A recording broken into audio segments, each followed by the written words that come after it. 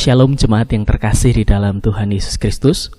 Puji syukur kepada Tuhan yang telah menyatakan kasih-Nya kepada kita, sehingga pada hari ini kita boleh beribadah bersama di dalam Minggu Prapaskah yang keempat. Jemaat yang terkasih, kita telah menghayati karya Tuhan selama beberapa minggu ini, karya penebusan, karya keselamatan yang dikerjakan oleh Allah di dalam diri Yesus Kristus. Dan pada hari ini pun kita akan bersama-sama merenungkan satu kebenaran firman Tuhan dengan judul yakni Anugerah Kasih Allah yang Menghidupkan. Anugerah Kasih Allah yang Menghidupkan.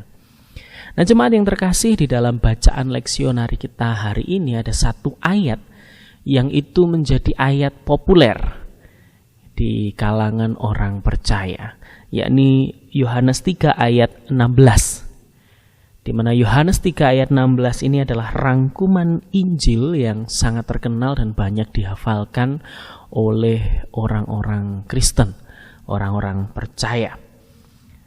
Nah, jemaat yang terkasih, bagaimana Injil itu telah menyatakan kasih karunia Allah dan memberikan kehidupan kepada setiap orang yang percaya kepadanya. Nah, itu yang menjadi penting. Inilah konsep dasar, konsep utama, dan konsep yang selalu harus kita ingat. Harus menjadi dasar di dalam iman kita ya, sebagai orang Kristen. Nah, hari ini kita akan melihat melalui bacaan leksionari yang sudah kita baca, yakni tentang bagaimana kasih anugerah Tuhan itu boleh menghidupkan setiap orang yang percaya. Kita akan mulai dari bagaimana Musa ya, melakukan satu perbuatan atas perintah Tuhan, di mana perbuatannya itu adalah gambaran, ya, gambaran akan keselamatan di dalam diri Yesus Kristus. Kita perhatikan di dalam bilangan tadi, yakni ketika Musa membuat ular tembaga, itu menjelaskan atau menggambarkan bagaimana Kristus itu ditinggikan. Ya, ia ditinggikan dengan kata lain digantung. Jadi bayangannya bukan ditinggikan dalam arti dimuliakan begitu, ya, secara harafiah, tetapi digantung. Tetapi di sisi lain dimuliakan ini juga punya makna yang berbeda, di mana kemuliaan Kristus atau kemuliaan salib itu berbeda dengan standar kemuliaan dunia. Nah, ini yang mesti kita perhatikan. Kalau kita memperhatikan apa yang terjadi pada waktu itu ketika Musa membuat ular tembaga, pada waktu itu bangsa Israel harus menanggung akibat dari keluh kesah mereka, dosa mereka. Ya, Allah telah membawa mereka keluar dari tanah Mesir, tetapi mereka terus mengeluh. Dan mereka seperti ingin kembali ke Mesir. Ya, kembali ke sana, kembali ke sana. Dan keluhan-keluhan itu menunjukkan bahwa mereka tidak percaya kepada karya penyelamatan Allah.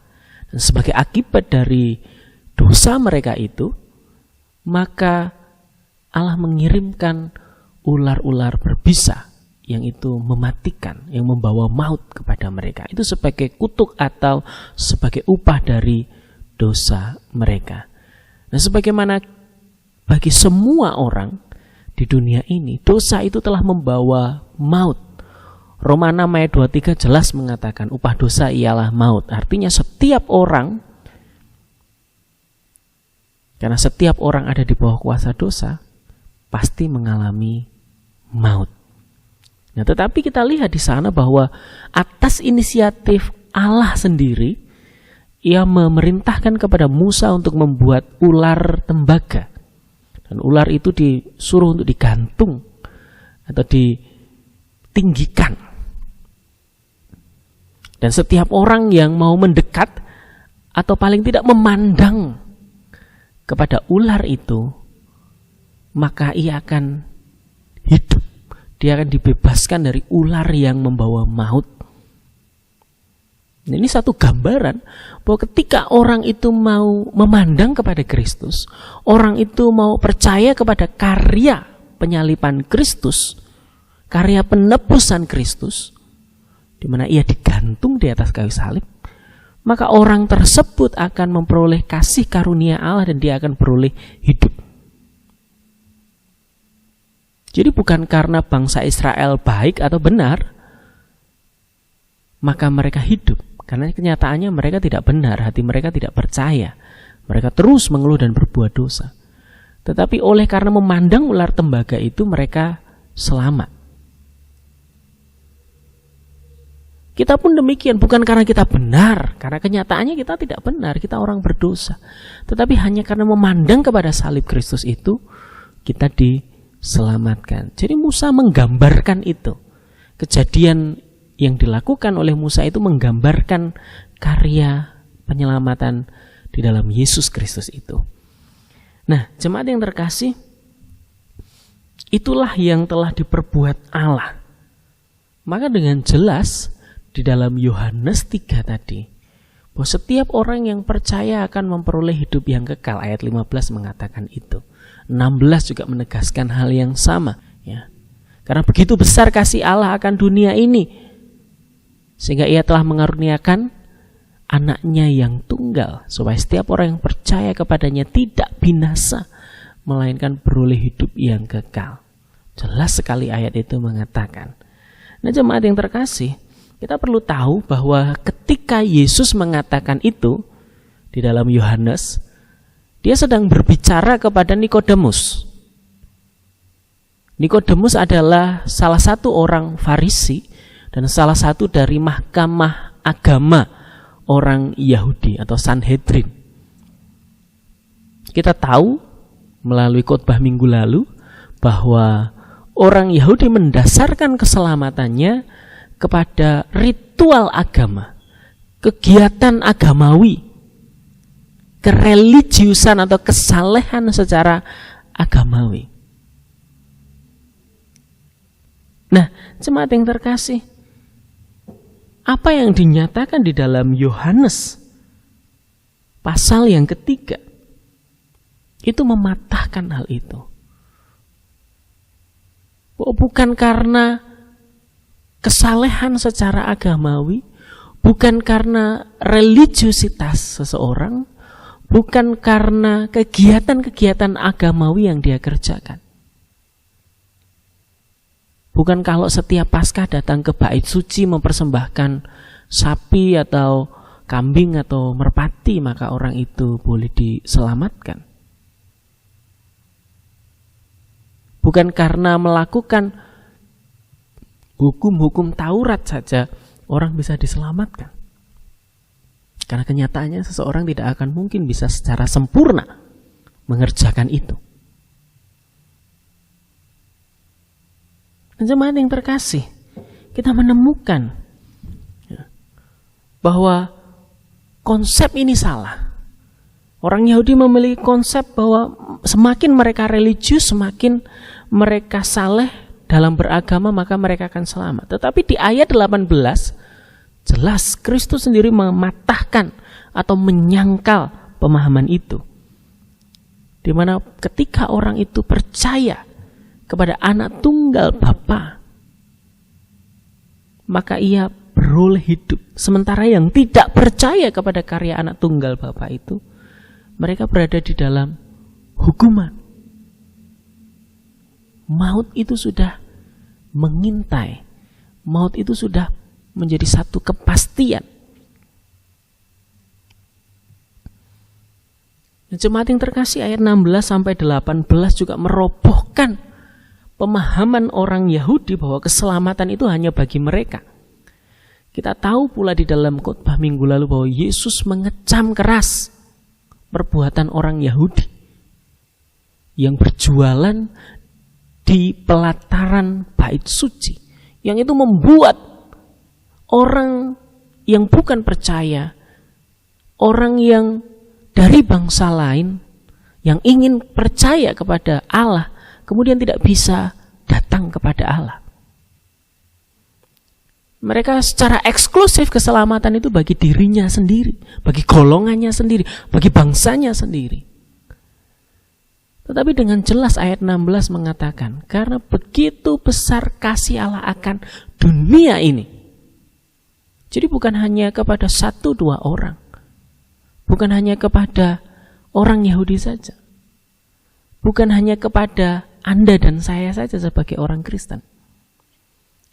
Tapi kepada seluruh dunia. Keselamatan itu terbuka bagi setiap orang.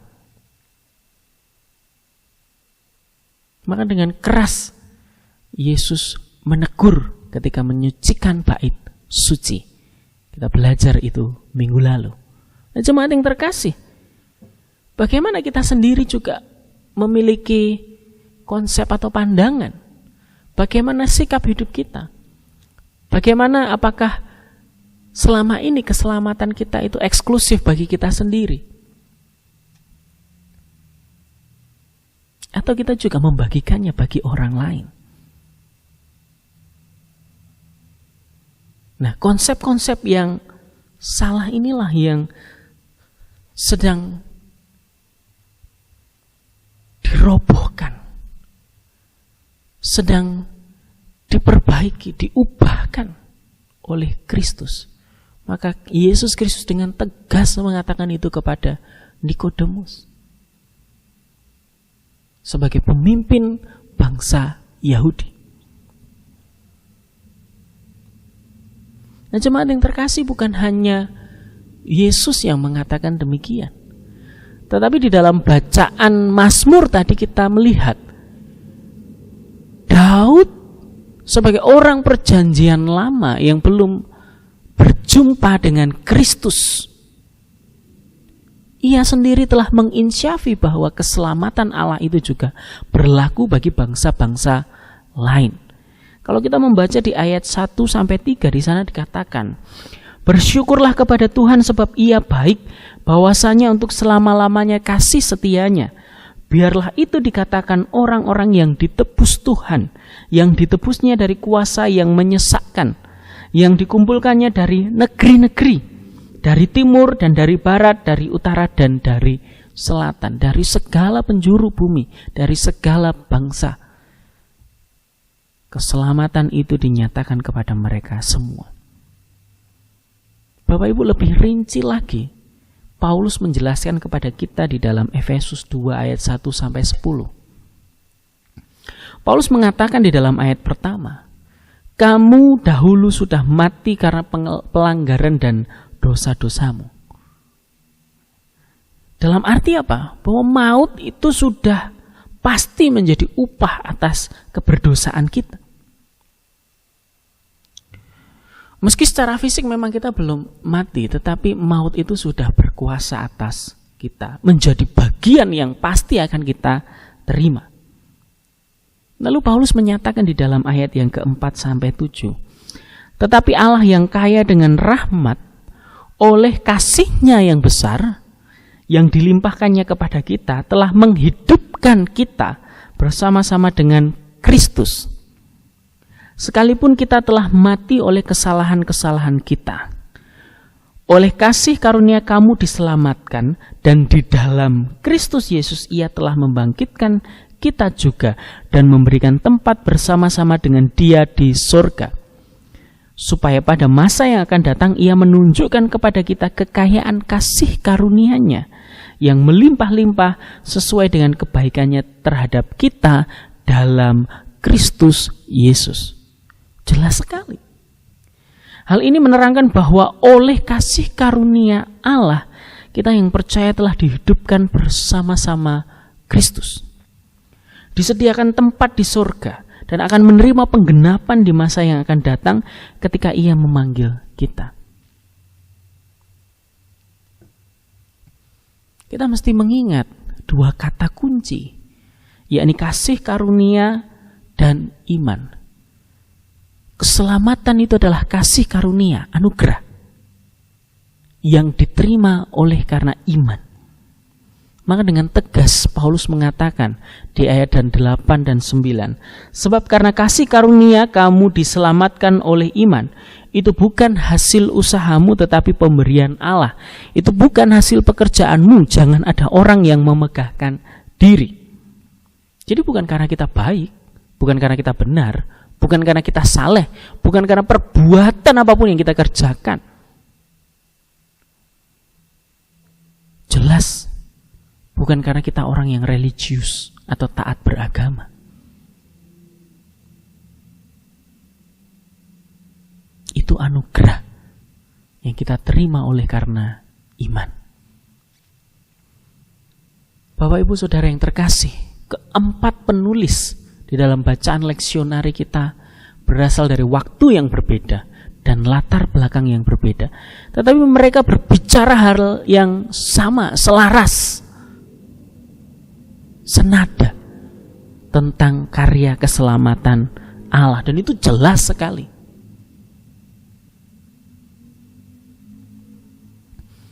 Mereka menyatakan bahwa oleh kasih karunia maka orang dari segala bangsa dapat menerima penebusan, pembebasan dari kutuk dosa, dan beroleh hidup kekal. Dan hal itu diterima melalui iman, memandang Kristus, memandang salib, beriman kepada hal itu. Lalu jika demikian, apalah arti perbuatan baik kita? Apalagi gunanya kita mempersembahkan hidup? Apalagi gunanya kesalehan kita bagi kita orang yang sudah percaya? Jemaat yang terkasih, saya tegaskan bahwa itu sangat berarti. Sangat berarti. Sangat berarti bukan karena itu yang membuat kita selamat. Sangat berarti karena itu adalah bentuk syukur atas karya Kristus yang telah kita terima. Daud sendiri telah menyatakan di dalam Mazmur 107 ayat 21 dan 22. Biarlah mereka bersyukur kepada Tuhan karena kasih setianya, karena perbuatan-perbuatannya yang ajaib terhadap anak-anak manusia. Biarlah mereka mempersembahkan korban syukur dan menceritakan pekerjaan-pekerjaannya dengan sorak-sorai. Orang-orang yang ditebus mestinya bersyukur. Orang-orang yang ditebus mestinya menyatakan perbuatan-perbuatannya, mempersembahkan korban syukur.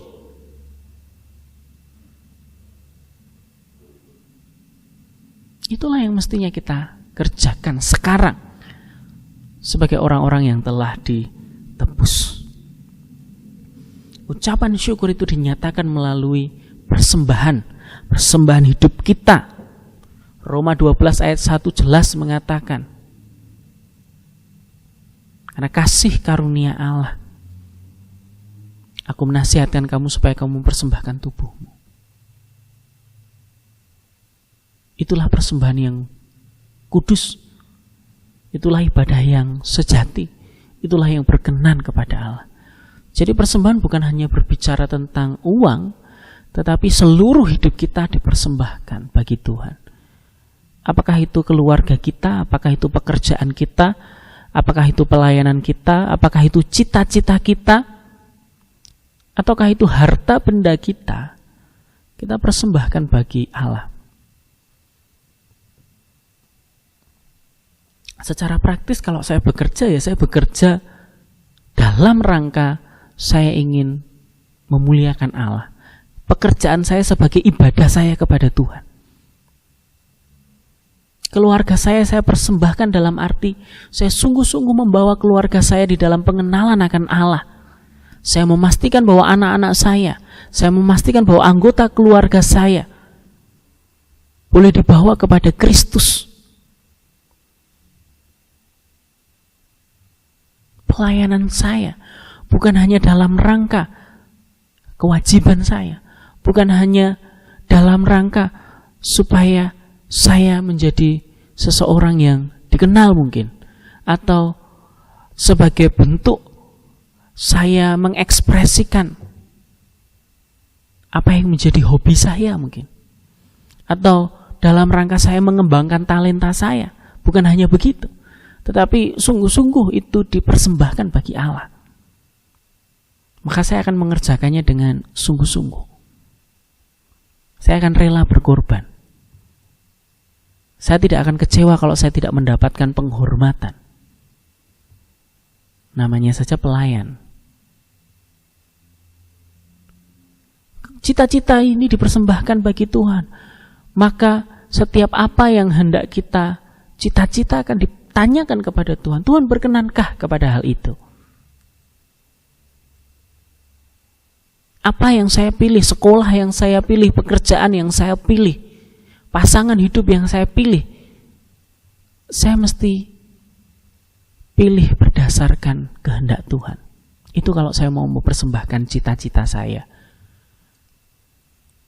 Itu kalau saya mau mempersembahkan keluarga saya, masa depan saya. Dan termasuk harta benda itu. Semuanya adalah milik Allah, berasal dari Allah. Maka kalau itu diambil saya tidak akan kecewa. Maka kalau itu dipersembahkan bagi pekerjaan Allah, dipergunakan supaya ada orang-orang yang mengenal Kristus, saya akan dengan sukarela memberikannya.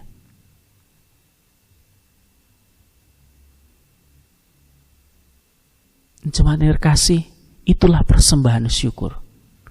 Dan yang kedua, Daud menegaskan bahwa orang-orang itu harus menceritakan perbuatan-perbuatannya yang ajaib. Perbuatan-perbuatan Allah.